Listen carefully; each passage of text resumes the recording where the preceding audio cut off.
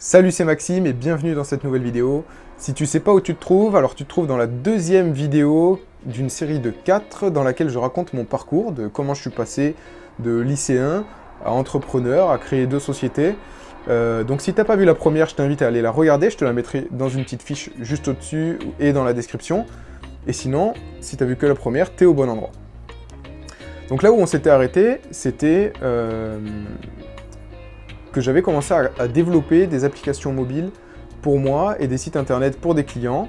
J'avais remboursé mon premier Mac à mes parents grâce justement à l'argent que je m'étais fait avec ces fameux contrats. Et donc le deal avec mes parents pour avoir cette fameuse petite année sabbatique, on va appeler ça comme ça, dans laquelle j'ai appris à développer des applications mobiles et plus en profondeur des sites internet. C'était de commencer un BTS l'année suivante, en septembre, juste après.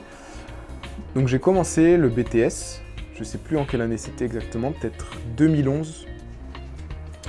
2011 ou 2012, je me souviens plus exactement. Donc assez rapidement, je me suis rendu compte que c'était la bonne voie pour moi, parce qu'on avait pas mal d'informatique, même si on avait du développement et on avait aussi du réseau. Donc c'était le réseau j'aimais moins, c'était pas, je comprenais même rien à l'époque d'ailleurs. Le développement ça me branchait pas mal et il s'est trouvé que je connaissais pas mal de choses déjà, surtout le développement de sites internet. On l'a appris au BTS aussi, tout ce qui est gestion de bases de données, etc. J'avais eu l'occasion de l'apprendre déjà par moi-même, depuis même le collège. Je crois qu'on n'avait pas fait de développement d'applications mobiles, on devait peut-être le faire mais on l'a pas fait. Donc pendant cette année de BTS, c'était un BTS SEO, on avait des cours aussi de maths, où on spécialisait un peu dans tout ce qui est algorithme. Donc ça c'était vraiment utile, donc ça m'a bien aidé à bien former de beaux algorithmes, de beaux scripts. Par contre on avait des matières qui étaient un peu plus chiantes comme économie, droit, management, ça c'est un truc, je m'endormais quasiment à tous les coups, c'était juste pas possible, c'était pas un truc qui me branchait. Économie, droit, management, bof, voilà. Même si c'était sûrement très utile, on voyait des études de cas et tout, en plus ça me serait bien utile maintenant, mais à l'époque c'était vraiment un truc qui me gavait. Déjà que j'en avais un peu marre des horaires le matin, me lever, être à telle heure, commencer à telle heure, finir à telle heure, ça c'était un peu horrible. J'aime pas trop me lever à une heure précise, me coucher à une heure précise, réviser, etc. C'est pas trop mon truc. Mais je suis toujours mieux quand je suis Enfin, à l'époque, en tout cas, j'étais mieux quand j'étais cadré au niveau des études, parce qu'en fac, on l'a vu, c'était un vrai carnage. J'avais pas spécialement d'heures, personne m'obligeait à aller en cours, et au final, j'ai arrêté d'y aller.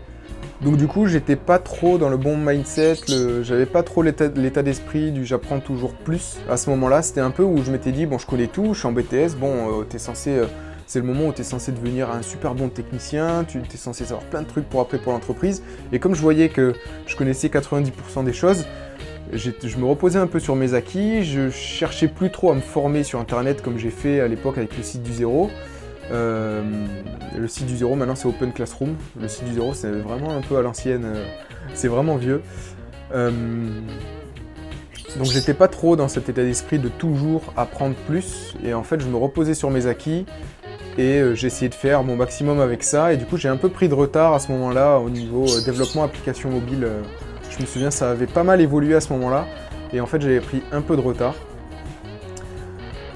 Donc ensuite j'ai passé le BTS, je l'ai eu avec une bonne note je crois, enfin pour moi c'était une bonne note, j'ai eu 14, quelque chose comme ça, 14-15. Ce qu'il faut savoir c'est qu'au bac en anglais j'avais eu 1 en anglais à l'écrit, et là je sors du BTS avec un 17 à l'oral en anglais. Donc j'étais quand même assez fier de moi, j'ai eu une prof qui était vraiment top, qui m'a vraiment un peu boosté. Et bon du coup je suis très content de l'avoir eu parce que ça m'a permis aussi de me remettre sur la bonne voie pour apprendre l'anglais, et maintenant j'ai pas un niveau trop mauvais, même si je suis pas bilingue, mais ça va, je peux m'en sortir. Même si une de mes dernières expériences en anglais, on m'a servi un café froid au lieu d'un café chaud, bon voilà. Du coup j'ai eu mon BTS, et après le BTS je me suis dit pourquoi s'arrêter sur une lancée comme ça, tant qu'à faire je continue, je peux tenir encore peut-être 2-3 ans. Donc il y avait une école pas loin de chez mes parents qui s'appelait les IMED, donc c'était à Marseille, à Château-Gombert. Donc c'est une école que j'ai bien aimée, tout simplement parce qu'il y avait beaucoup d'alternance. Donc c'était quasiment 3 quarts en entreprise et 1 quart à l'école. Et donc ça permettait justement d'être dans une entreprise. Et en plus de ça, quand on était à l'école, on s'était vraiment technique à fond, technique. Donc c'était vraiment ce qui me plaisait, on faisait du développement d'applications mobiles, on a fait de l'Android, je crois qu'on a fait du iOS, on a fait du site en Java, du site en PHP, enfin on a vraiment fait de tout, vraiment de tout, même des vieux langages, on a fait des dernières technologies, enfin à l'époque du coup quand ça venait de sortir on avait fait de l'Angular, on a vu vraiment pas mal de langages, c'était fait pour nous former en fait à l'entreprise. On était prêt en fait à la sortie de cette école-là pour intégrer n'importe quelle entreprise. On avait de bonnes bases en fait pour tout type d'entreprise. Et quasiment tout le monde, je crois, a été pris dans la société où il était en alternance pendant les 3 ans. Donc moi j'ai été sur une entreprise qui était à Aix-en-Provence, qui s'appelle Simplex, et qui était vraiment cool. En fait, ce qu'il y a, c'est que je suis arrivé et on a développé tout de suite un nouveau projet. En fait, on m'avait pris pour développer un projet en particulier qui s'appelle develink.com, qui est toujours en ligne et qu'on maintient toujours.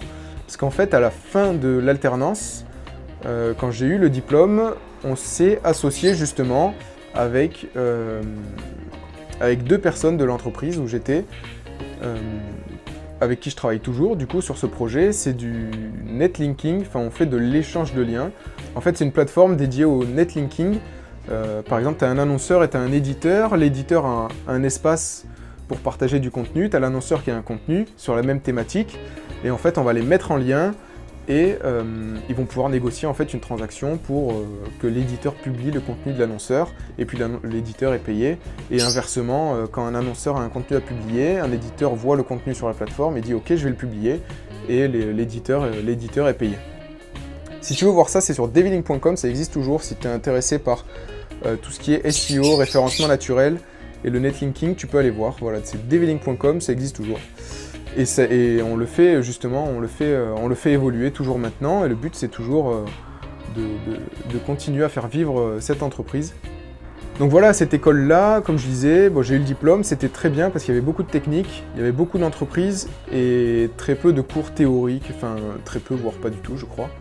Donc ça c'était cool, c'était ce qui me convenait, c'était pas loin de chez moi, on avait pas mal de temps libre aussi, on avait pas mal de projets à créer en équipe ou tout seul. Donc du coup, moi j'aimais bien ça, et comme j'allais assez vite, du coup ça me permettait d'avoir un peu de temps aussi pour mes clients, pour continuer à développer mon activité. Parce qu'en parallèle, j'avais créé mon statut d'auto-entrepreneur, donc ça me permettait encore de gagner un petit peu d'argent en parallèle et développer un peu ma base de clients. Et donc à peu près à la fin de l'école, ce que j'ai fait, c'est que j'ai arrêté le statut d'auto-entrepreneur, et puis j'ai créé la SAS qui existe toujours, et c'est celle qui me fait toujours vivre. En fait, la SAS de développement de la société de développement d'applications mobiles et de sites internet sur mesure pour mes clients. Et en fait, ma vision avec cette société, c'est vraiment de faire du cash, payer mon salaire avec ce développement pour les clients. Et sur le temps libre qui me reste, c'est monter des projets comme cette chaîne YouTube, monter des projets comme Glacis.fr qui est de la prévision de vagues, parce que j'aime bien le surf et en fait ça m'avertit, par exemple, ça m'avertit quand il y a des sessions pas loin de chez moi pour aller surfer. Ça m'a permis de développer aussi sur le temps libre une application quand il y a eu Pokémon Go. Tout le monde était là à vouloir trouver les Pokémon. Moi j'avais fait une petite application sur iOS pour trouver des Pokémon proches, en fait, pour connaître leur position exacte. Et ça, c'est vraiment une application qui a bien marché. J'ai fait des dizaines de milliers de téléchargements. Ça m'a rapporté pas mal d'argent à ce moment-là. Donc c'était vraiment cool parce que ça commençait vraiment à se concrétiser, en fait, cette entreprise. Donc c'était vraiment bien. Voilà, cette deuxième vidéo est maintenant terminée. Si tu n'as pas vu la première, je t'invite à aller la voir. Le lien sera dans la description. Et puis je te dis à demain pour la prochaine vidéo, pour l'épisode 3 de mon parcours, pour voir la suite. Donc si cette vidéo t'a plu, je t'invite à mettre un like juste en dessous de la vidéo. Et puis si tu veux partager toi aussi ton parcours, je t'invite à le faire dans les commentaires. Donc voilà, c'était Maxime, à bientôt, ciao.